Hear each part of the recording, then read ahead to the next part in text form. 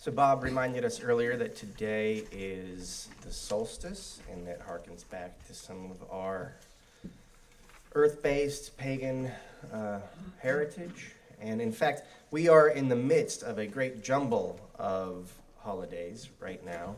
And some of you may be familiar with this word. It's one of my favorite words. If you're not familiar, I'd like to teach it to you. Palimpsest. I love this word, palimpsest. It means a manuscript or piece of writing material on which the original writing has been effaced to make room for a later writing, but of which traces remain. So, is Jamara still here? Is she still here? Did I take off? So Jamara, when you're writing notes in class and then you erase the note and it's still, you can still kind of see the message and then you write over it, that is a palimpsest. And it can be used and applied metaphorically to cultures, to history, and even to psychologies. And holidays are frequently cultural palimpsests. They're written over one another. And chief among these, of course, is the season in which we currently find ourselves. There are many stories at this time of year, many myths to celebrate. Some of these traditions hold that the veils between the worlds are thin right now. This notion of the thinness of the veil is common to many sacred cultures, and the veil is thin not only at solstice, but also at dawn and dusk and midnight. So the veil is thin at transition and thin at depth. It's thin at edges and at the center. And the winter solstice, of course, then is like all of that just mashed together. It is the dusk, not only of one day, but of the year. It is the dusk of the old sun and the dawn of the new sun. It is also in winter's deepest pitch. And so the veil between worlds is thin, and spirits roam the land as, we are told, do demons. I believe that this is actually true. Some may feel that these entities roam free. I think rather that spirits and demons need mediums.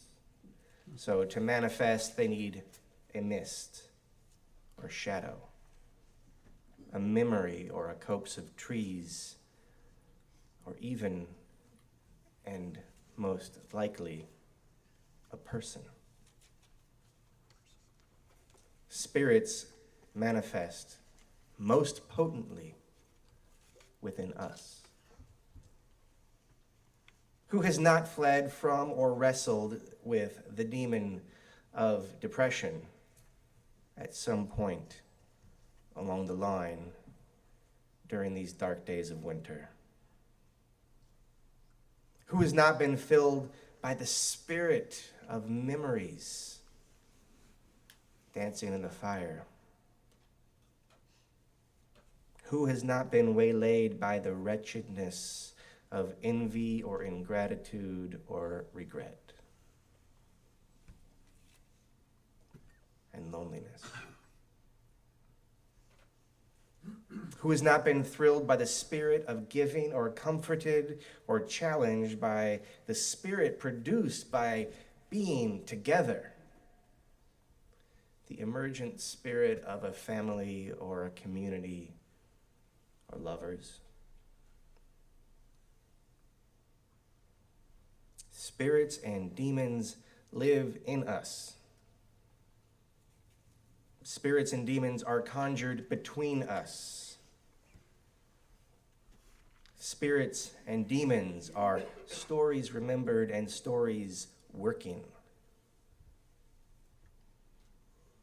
And as we've been reflecting on the past few Sundays, it is ours to welcome them, even the demons.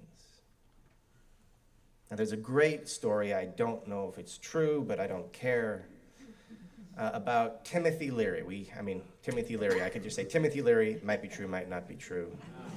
It's a matter of perspective, right? You know who Timothy Leary is? Psychologist, psychedelic pioneer and researcher. Some of you worked for him? And one day he was giving a lecture, and he had a great quantity of psychedelics with him that he sent home to the hotel room with his brother and said, you should try some and see how it goes. And his brother did, but his brother consumed a quantity far, far in excess of what the recommended dosage might be, and called Timothy Leary. I don't know how this was done without cell phones, but called Timothy Leary someplace in an absolute panic and said, and he's in a hotel at 14 stories, and he says, there is a demon outside my window. What have you done to me? What do I do? And Timothy's response was, invite him in. I don't know how that ended. He may have gotten eaten by the demon. But the wisdom is to invite your demons in, or don't be brothers with Timothy Leary. So we welcome our demons and our angels, which can be a challenge sometimes as well. All our spirits, all of our stories, and the traditions that contain them, we can welcome. Because myths and traditions, they're more than stories and tasks. Traditions used to be so boring. They used to feel really boring. Now they feel like they're actually doing something. To me, they feel like models. And myths and traditions are spirits to me, or at least they're spirit mediums. They demonstrate and embody themes that, through distinct cultural lenses that evolve over time, convey to us wisdom wished for us by our ancestors. Myths and traditions are the loving voices of the dead. And they are all around us this season. The veil is thin. They are sparkling like the lights on our Christmas trees and warming us like the fire in our hearths. And each of these stories, each of these traditions, be it personal or cultural, each contain the DNA or the seeds or the DNA recomposition of its predecessors and precedents. All the palimpsests that it's written on are contained within them. And they evolved as we evolved, and there is no telling when either of us began. We are both and all up from the earth, the wisdom of the cosmos as expressed by articulated and articulate dirt. These are the stories that the earth tells, and we are the earth telling stories. So let us reflect briefly on some of the spirits walking among us today, some of what's coming. Christmas is coming. So hope you're not surprised. And for many, mythologically, right, this is when the transcendent found balance by indwelling in the immanent. In other words, a distant God became human. That's not really the primary Unitarian reading of that story, because that's actually Trinitarian, right? Not because it involves God, but because it's a Trinitarian version of God. It's a popular understanding. It's probably the predominant understanding. And another way to look at it is that Christmas marks the day when God discovered power with rather than power over. When vulnerability was found to be more saving, more healing, more creative, more practical, more helpful, and more real than omnipotence. Of course, Christmas is the celebration of the birth of the man who lived that lesson. And it's a whopper of a lesson. Most traditions of the Christian sort have Advent right now. Some UU churches also are participating in Advent because Advent starts to orient us to this gigantic revelation of vulnerability. And it takes some time to get used to it. It takes some time to prepare for it.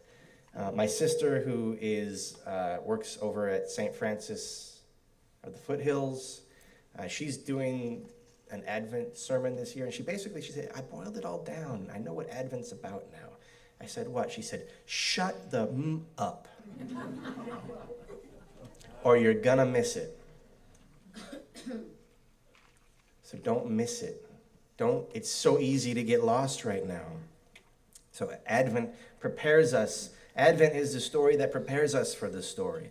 Another story that is taking place in our palimpsest right now is Yuletide. Yuletide is the pagan celebration of the sun god born again, the horned god. You could see him.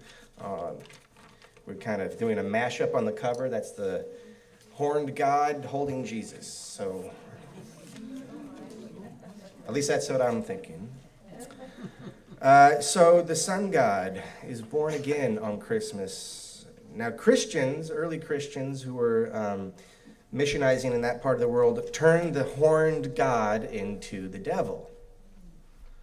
The horned god is the sort of the masculine pagan deity, and they turned that into the devil. So in a weird way, Christmas is the birth of, because it's the birth of the sun god, which kind of translates to Christ, but it also translates to the devil. So the devil and Christ share a birthday. Isn't that interesting?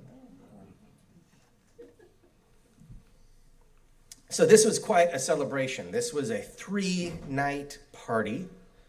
You're supposed to bring all your food and feast and sacrifice some animals, and then you eat them.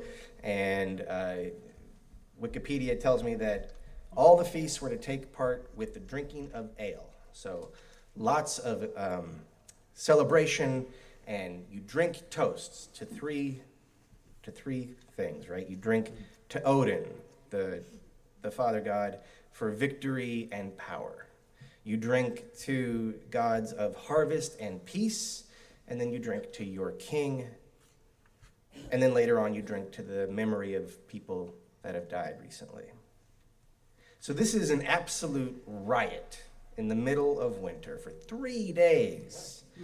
A celebration of food and harvest and safety, and a memorial on the day when the sun god is reborn and when new life is promised. Hanukkah. We're in the midst of Hanukkah right now.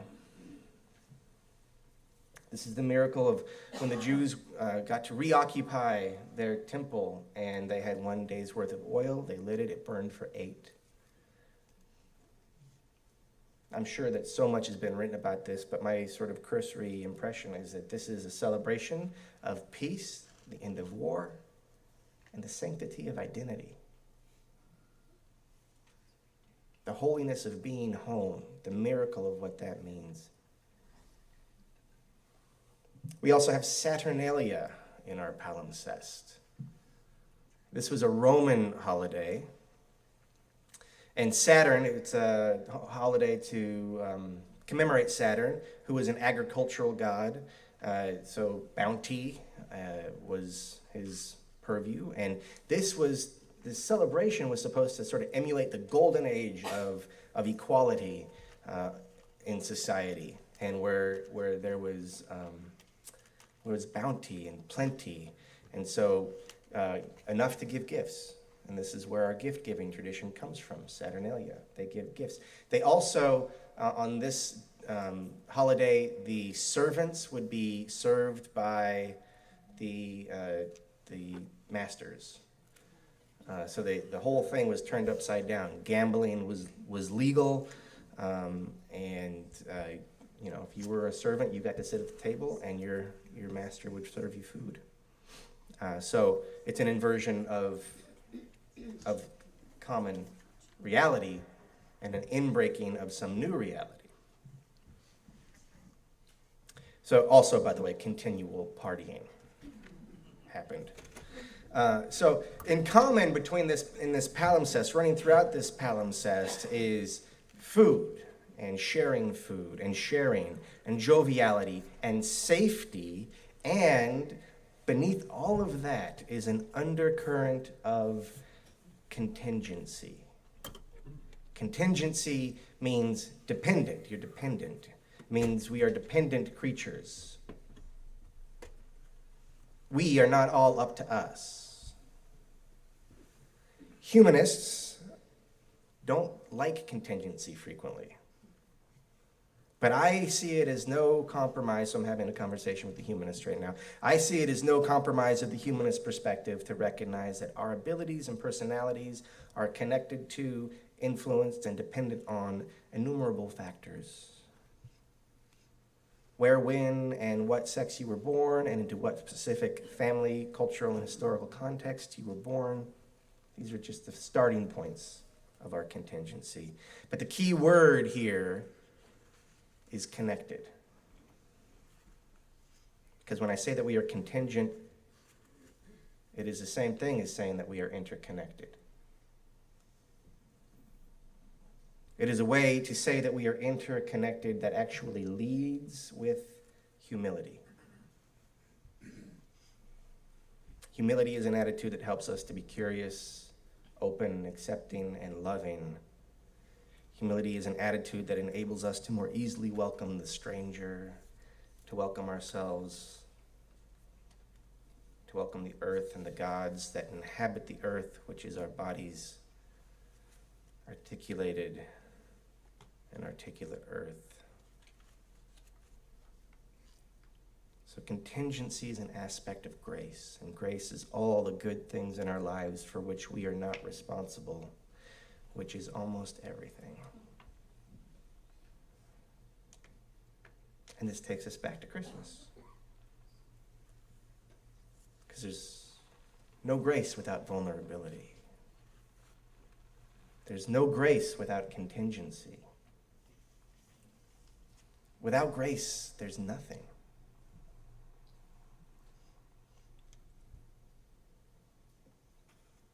And so this season, we celebrate the triumph throughout the palimpsest of these holidays. We celebrate the triumph of contingency.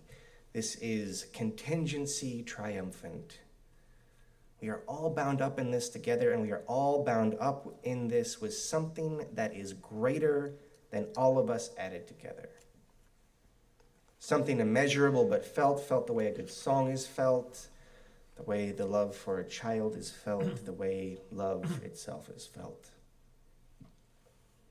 So this season is a celebration, the triumph of our interconnectedness, our amazing interdependence, our wondrous contingency, and our amazing grace. If you would rise in body or spirit and sing with me, Amazing Grace. It's number 205. I would encourage you to go ahead and say wretch. It's not a damnation of your soul, but it's a recognition that life can be pretty hard. So 205, Amazing Grace.